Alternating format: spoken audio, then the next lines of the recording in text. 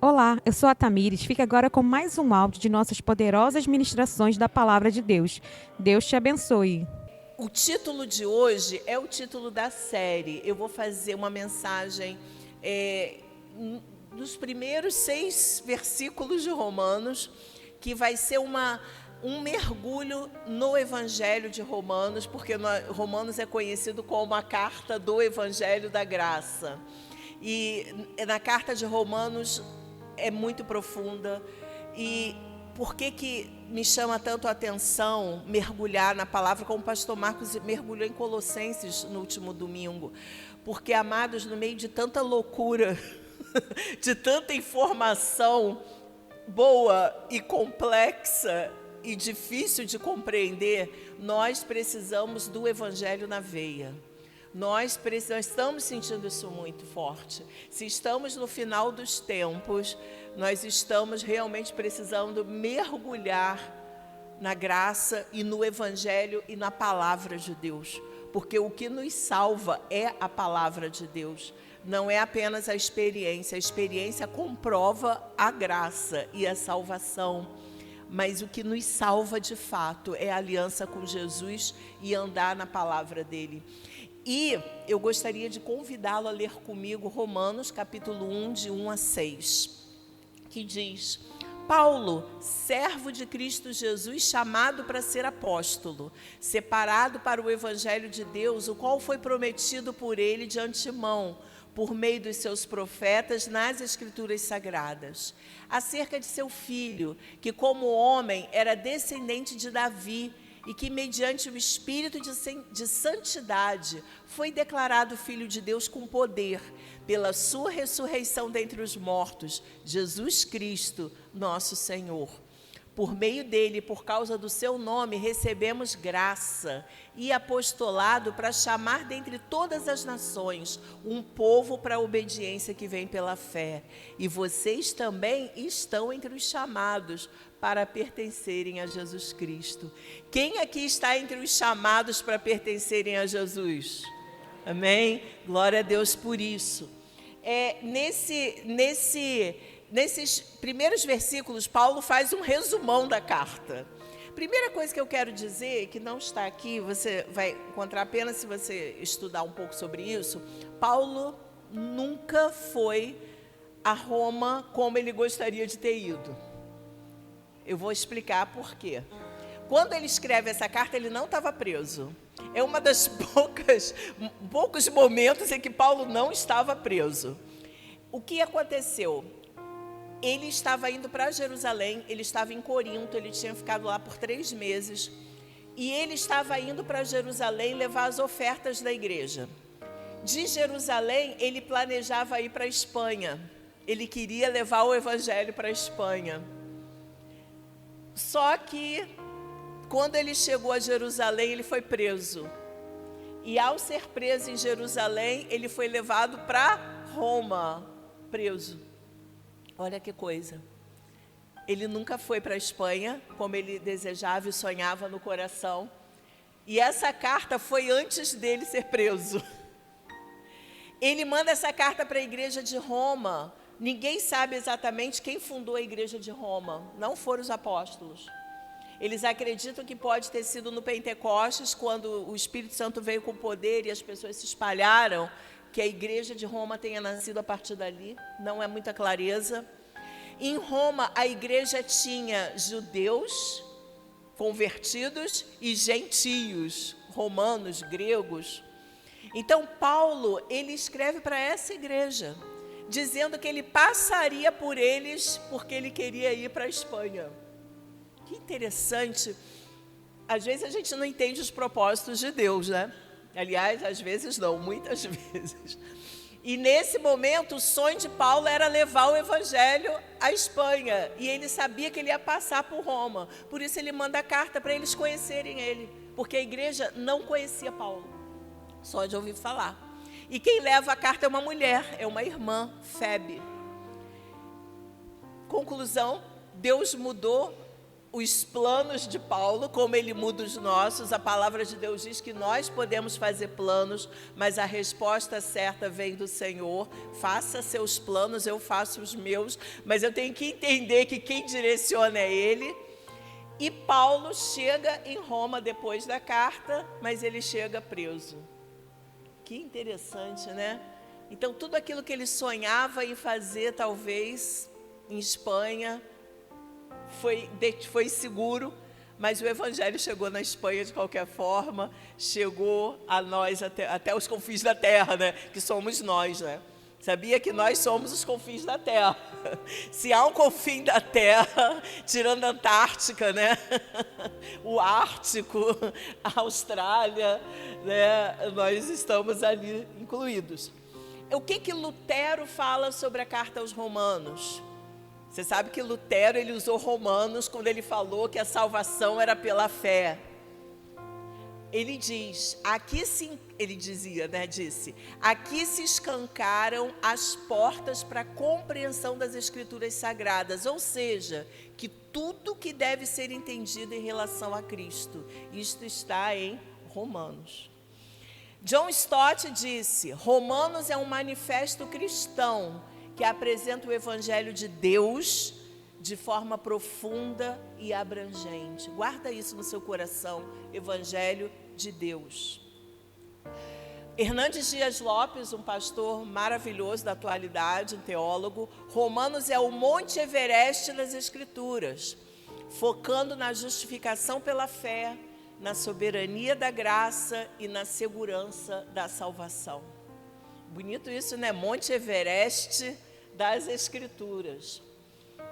Luciano Subirá diz, uma base teológica profunda sobre a vida cristã, a justificação pela fé e a transformação prática. Então, tem uma outra citação que é de Calvino, eu acho que eu não coloquei aqui, que ele também fala algo sobre Romanos.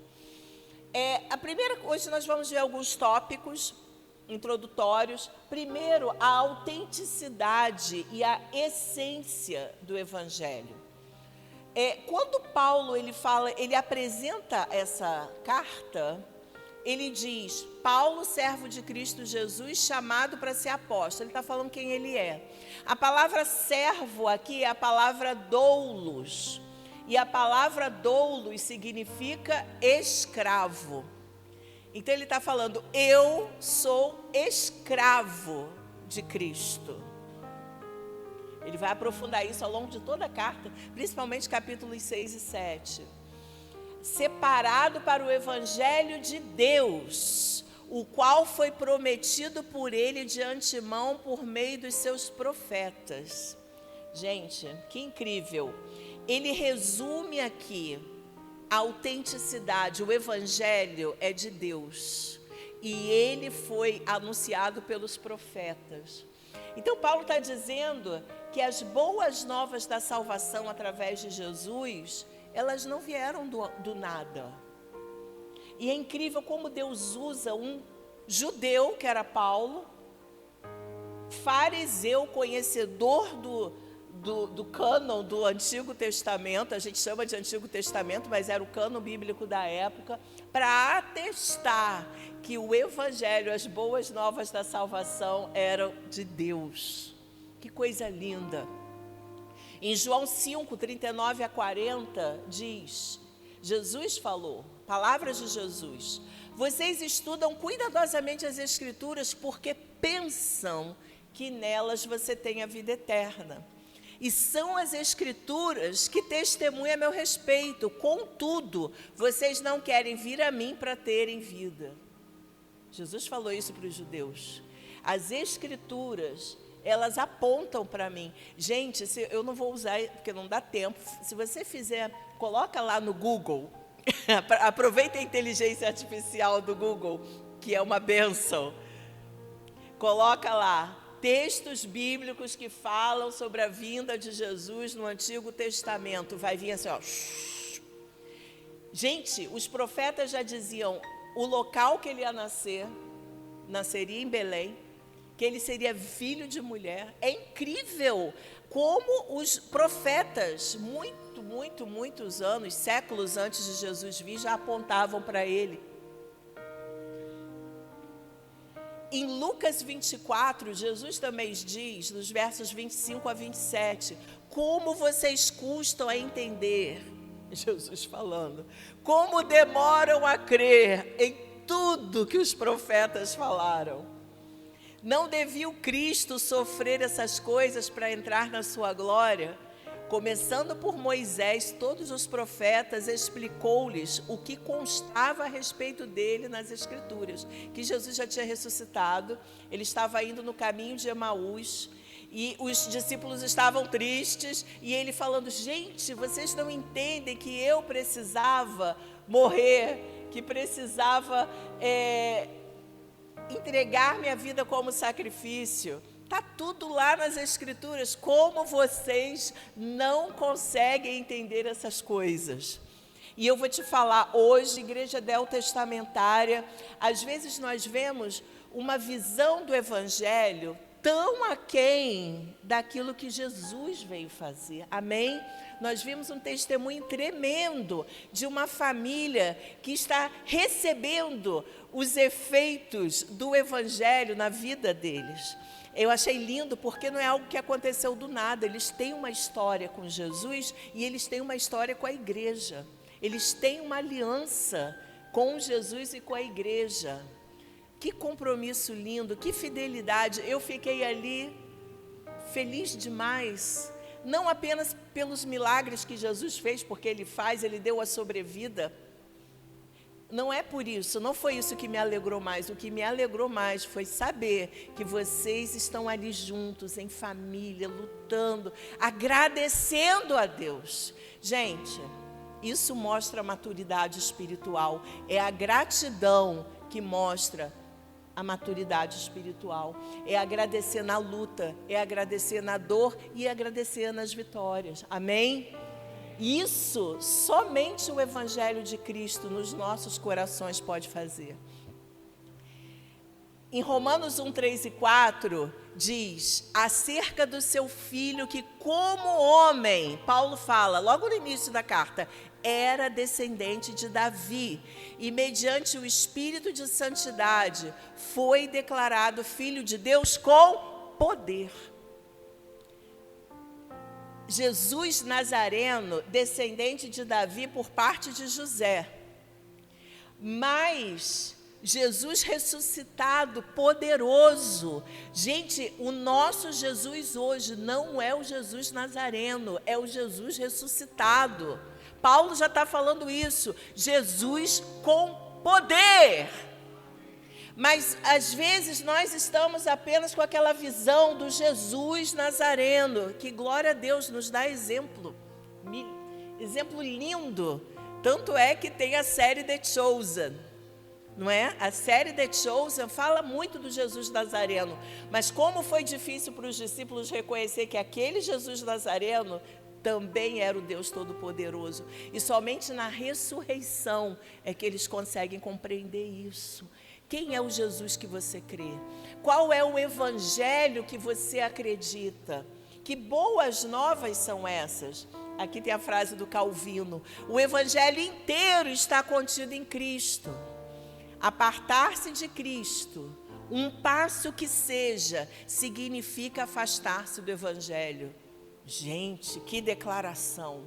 Porque às vezes quando você ouvir uma mensagem, quando você ouvir no Instagram ou nas redes sociais, ou ouvir daqui, eu espero que você esteja peneirando tudo que você ouve da gente, eu espero que você esteja recebendo com graça e também na palavra de Deus. Pense sempre, quem está sendo glorificado é Jesus ou é o homem? É Jesus ou aquela pessoa? Que evangelho é esse que está sendo pregado? Amados, tem muita gente sendo enganada por um evangelho que não é o evangelho de Cristo. E é isso que Paulo está falando nessa carta.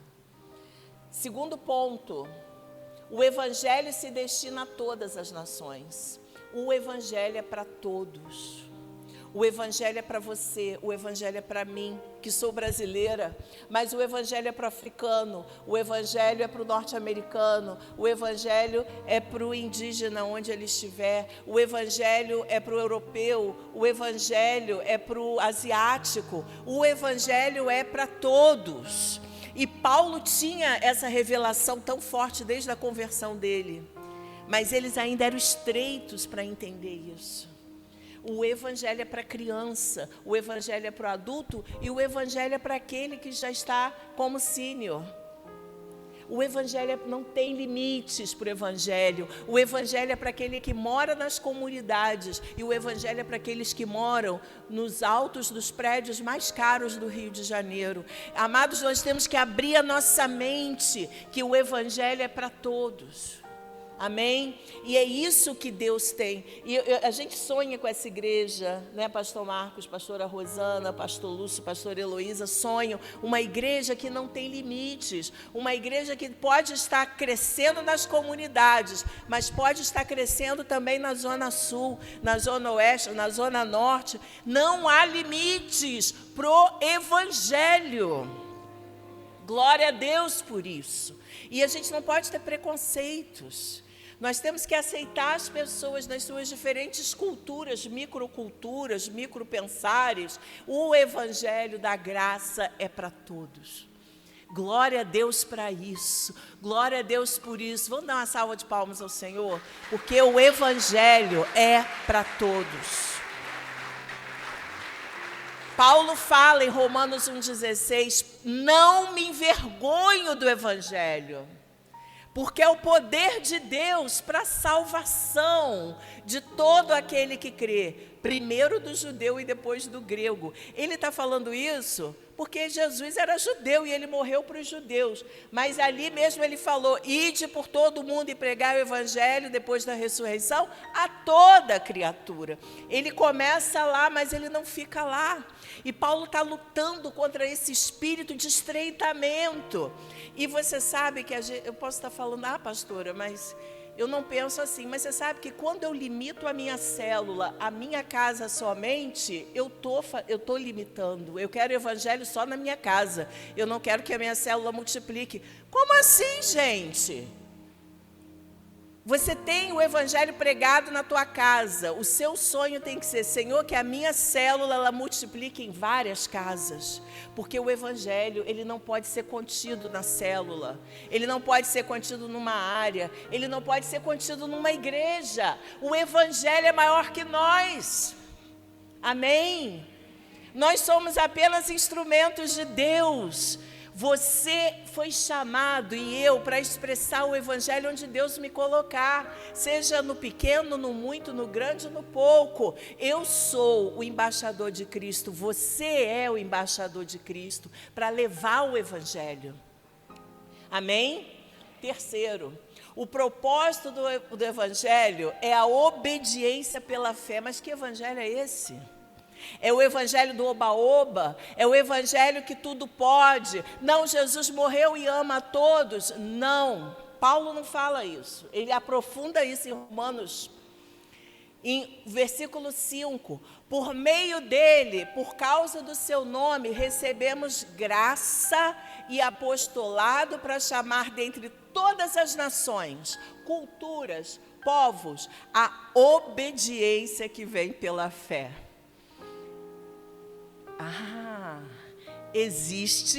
Existe algo a mais aí. Não é apenas receber, é obedecer pela fé.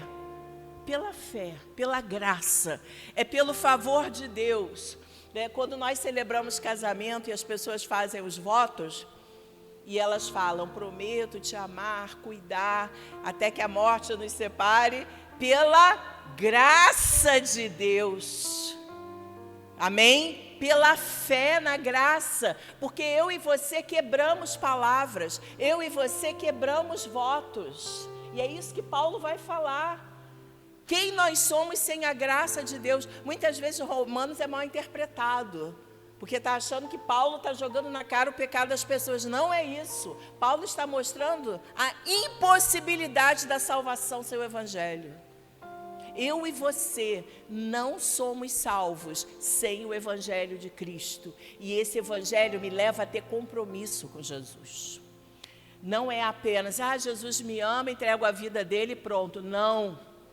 Ele requer compromisso, ele requer aliança, ele requer obediência pela fé, pelo poder dele. Em Romanos 16 ele fala, aquele que tem poder para confirmá-los pelo meu evangelho, pela proclamação de Jesus Cristo, de acordo com a revelação do mistério oculto nos tempos passados, revelado e dado a conhecer pelas escrituras proféticas por ordem do Deus eterno, para que todas as nações venham a crer nele e a obedecer-lhe. Ao único Deus sábio seja dada a glória para todo sempre por meio de Jesus Cristo. Amém. É um evangelho que me leva a obedecer.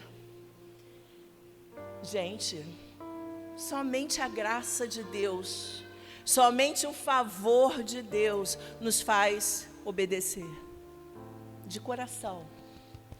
Porque Paulo vai aprofundar, obedecer às autoridades, obedecer àqueles que não são referência. Paulo vai aprofundar isso. É esse da graça, é o evangelho da graça de Deus que me faz obedecer e que te faz obedecer. Amém? É a graça, é o favor. E por último, o alvo do evangelho é honrar o nome de Jesus. Honrar o nome de Jesus. A gente estava conversando, no Tadel. Gente, Tadel tão legal, foi tão profundo, tão lindo o Tadel. Nos faz refletir, nos faz amadurecer. E eu estava refletindo sobre algo que o pastor Marcos estava falando, sobre pessoas que passaram por nós e hoje dão frutos em outros lugares. E nós queremos que ver frutos aqui também. Mas há crise, mas há uma gratidão tão grande de saber que pela glória de Deus, essa igreja honra Jesus. Eu faço parte de uma igreja que honra Jesus. Eu fico tão feliz por isso, porque não há escândalos na nossa história. Nós não somos perfeitos. Pela graça de Deus que eu falo isso. É pelo favor de Deus. Entende o espírito que eu estou falando isso? Mas eu estou declarando que é pela graça, pela honra, nós honramos o nome de Jesus nessa igreja. Que legal, gente. Porque há tanta coisa de desonra que a gente vê por aí e que me dá um temor profundo. E eu falo, Jesus, quem está em pé, cuide que não caia. Me livre disso. Eu não olho com desdém, eu olho com temor, pedindo a Deus para que a gente mantenha a semente da honra a Jesus. E que eu honre a Jesus. E que você honre a Jesus. Porque nós vivemos para honrar Jesus. Amém? Nós queremos crescer como igreja, gente, não é para ganhar dinheiro, não. É para honrar o nome de Jesus. E para honrar o nome de Jesus, a gente precisa de recursos também. Para poder atrair as pessoas. Nós precisamos de uma igreja melhor, precisamos de um espaço físico melhor, nós precisamos de um banheiro melhor, nós precisamos de um som melhor. Mas nós temos aqui aquilo que nada disso pode dar, que são pessoas que honram a Jesus. Somente o Evangelho faz isso. Somente a graça de Deus transforma a gente. Você pode reformar tudo na igreja, mas a igreja precisa honrar Jesus. Amém? E essa é só a introdução dessa carta. Vamos honrar, vamos ficar de pé. Romanos 1,6, Paulo então termina dizendo: vocês também estão entre os chamados. Gente, que declaração linda. Ele está falando isso para o Romano, mas eu quero falar isso para a Paz Church São Gonçalo, para você e para mim. Vocês, Paz Church São Gonçalo, convidados, estão entre os chamados que para pertencerem a Jesus. Você acabou de ouvir mais um áudio de uma de nossas ministrações. Siga-nos nas nossas redes sociais, @Paz São Gonçalo. Que Deus te abençoe.